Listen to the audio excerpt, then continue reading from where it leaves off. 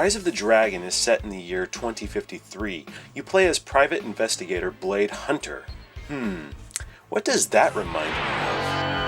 Anyway, he's been secretly hired by the mayor to investigate the death of his daughter and to put an end to the trafficking of a new designer drug that led to her untimely demise. Now, as is the case with any good detective story, it's so much more complicated than that. You'll explore the seedy underbelly of this dark future world, question its inhabitants, and follow one lead to the next. What will you uncover? Well, that's what you'll have to figure out. Seriously, I don't want to spoil the surprise. The story is a collage of classic film noir and sci-fi imagery with dialogue ripped straight out of a pulp detective novel and performances oozing with melodrama.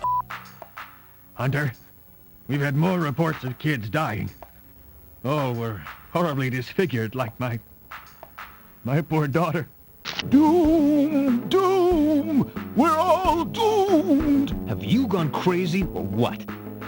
It's just great fun, and it can be had over and over again because, depending on the choices you make, the long, hard road to the truth will shift accordingly. If you're a hard ass, you're going to have a tough time cracking this nut. If you're a smooth operator, you get the idea.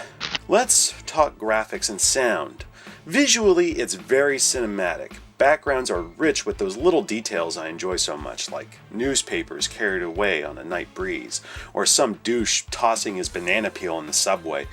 Believe it or not, there isn't a lick of FMV to be had. Well, not really. You gotta remember, Rise of the Dragon wasn't designed with Sega CD in mind. It was a fairly simple computer game. Because of that, cutscenes are a series of comic book panels. However, the developers decided to add voice specifically for this release. Blade Hunter, for example, is voiced by Cam Clark, the voice of Leonardo and Liquid Snake. Hey, I wouldn't ask if it weren't extremely important, right?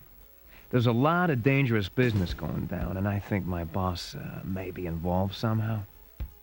Yeah, some performances are cheesier than a platoon of garden gnomes on your front lawn.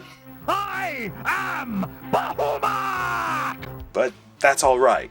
Like Resident Evil, it charmed its way into my pants with ease. As for the music, it's fucking awesome.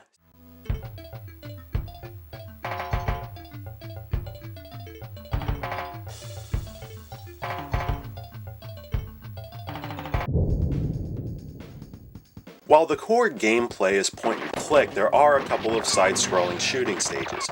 This is where it gets a little dodgy. Backgrounds lack the detail and atmosphere you've grown so used to at this point in the game, and the animation on Blade is stiff and snicker-inducing, especially when he jumps. The controls are decent, but not the most intuitive. It took me a while to figure out this jump, for instance.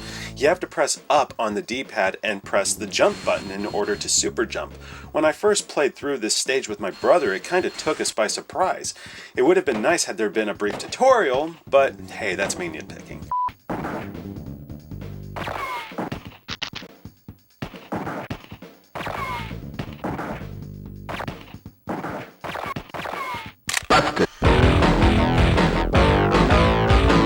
You want a good dose of neo-noir in your point-and-click adventure, along with a great story and memorable characters? Stick with this private dick. He won't steer you wrong.